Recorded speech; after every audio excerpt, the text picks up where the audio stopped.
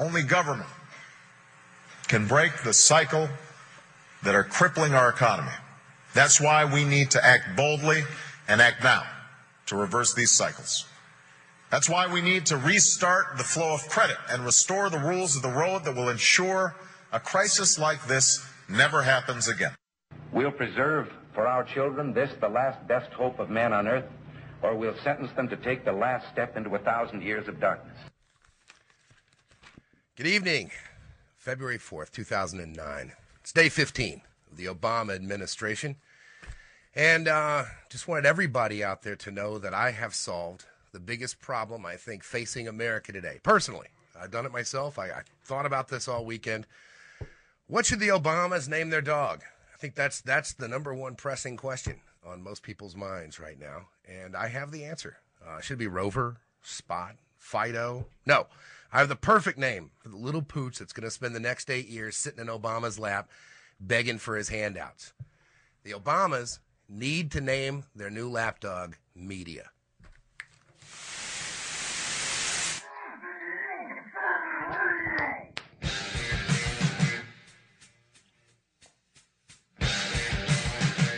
Are you ready, New York? Can you dig it?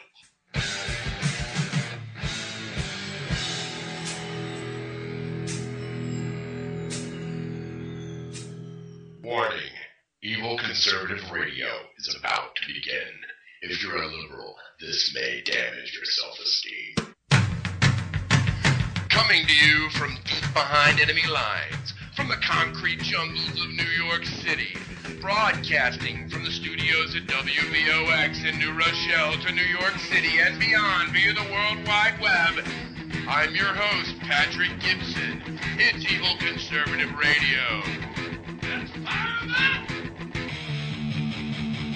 That's the most offensive thing I ever heard. Would you cut it out before someone gets their feelings hurt?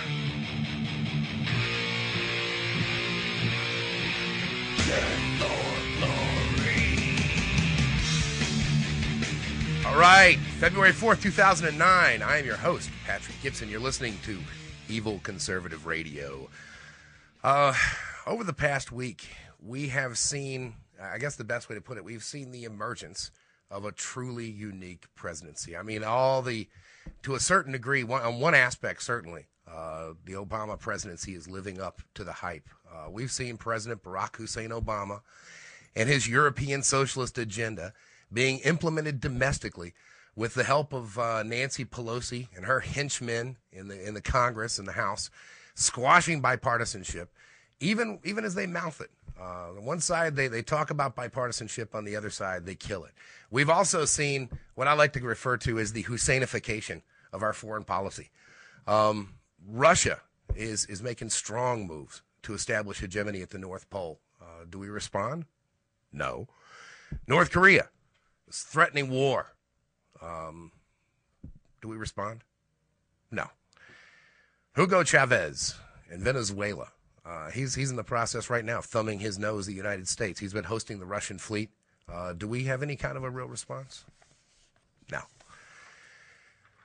What we've seen is we have seen the roadrunner pace deterioration of our trade policies. You guys remember the adulation of the crowds in Europe this summer when Obama was making his highly unusual campaign stops in places like Berlin? I think the media said there were 200,000 people. It certainly looked like there were thousands and thousands of people cheering for him, lining the streets in Berlin. Where are those people right now? I'll tell you exactly where they are. They're arming themselves for a trade war with the U.S. That's right. Even the adoring Europeans are infuriated with the train wreck that's becoming the Obama presidency right now. In my opinion, I think the defining embarrassment of Obama's first 2 weeks on this job has been the frankly humiliating way that he's groveled at the feet of the mullahs in Iran. And I'm talking particularly about this budding bromance between our president and Mahmoud Ahmadinejad. Actually, I did that pretty well, didn't I? Mahmoud Ahmadinejad. I'm going to say that one again. Mahmoud Ahmadinejad.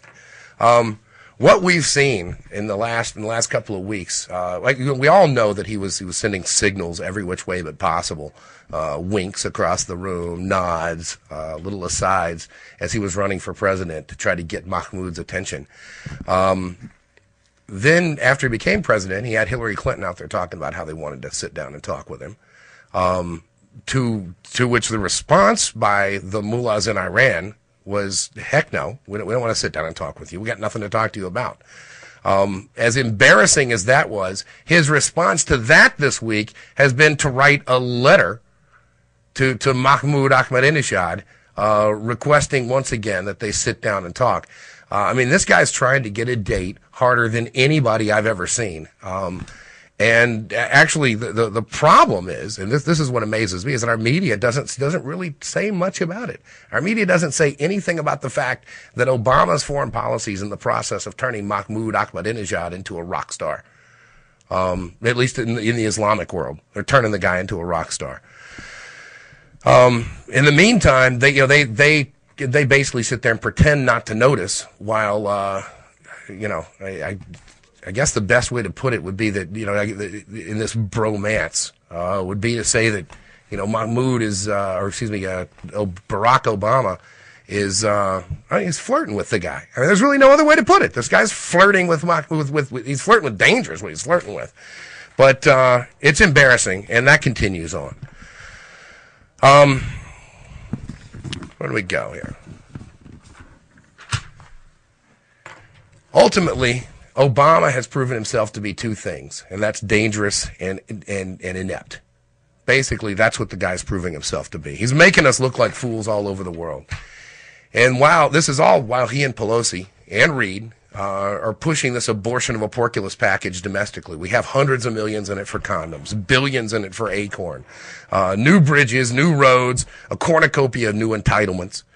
And while our economy goes to hell, and investor confidence bottoms out, do you see Hussein on the floor of the New York Stock Exchange rallying the troops? Do you see him talking about the strength in our economy? Do you see him talking about the amazing entrepreneurialism that's pulled America out of problems in the past? No. He's too busy for that. He's too busy trying to suppress opposition to his grandiose schemes to do anything statesmanlike. What do you mean, Gibson? I mean that instead of focusing on the things that are going to help our economy grow and heal, instead of using proven solutions, instead of taking an American problem that's made to order by the reckless activism of Obama's Democrat buddies, instead of lowering taxes to create jobs and rallying the frontline troops and capitalism on Wall Street, our president, Barack Hussein Obama, is too busy attacking private citizens who exercise their God-given right to free speech. Don't listen to Rush Limbaugh. That's what he says. Let me tell you something, people. This is truly unique amongst American presidencies. Obama's great achievement so far, his wonderful, shining achievement so far, 2 weeks into the Obama presidency, is the emerging of total and absolute reckless incompetence. Tonight, we're going to be joined by Pamela Geller of Atlas Shrugs. She's active on the streets of here in New York City, and she's been on the front lines against Obama since day one. I think you're going to find her fascinating. She's joining us at the bottom of the hour. After the break, we're going to have a very special treat. We're going to be joined by a childhood friend of Rush Limbaugh's. He's a frequent poster on evil conservative radio contributor Babe Huggett's board, freebritannia.org. If you want to listen to us online, you can catch us at www.evilconservativeonline.com. We're streaming there. We also have video. And if you want to call in tonight, the number here is 914-636-0110. Don't go anywhere, because we have all that and more tonight on Evil Conservative Radio as we discuss the emergence of incompetence. You're listening to Evil Conservative Radio! Darn it, I'll be back in a couple of hours. I have to go to the city and find a smoke shop. The city? That'll take all afternoon. Yeah, I know.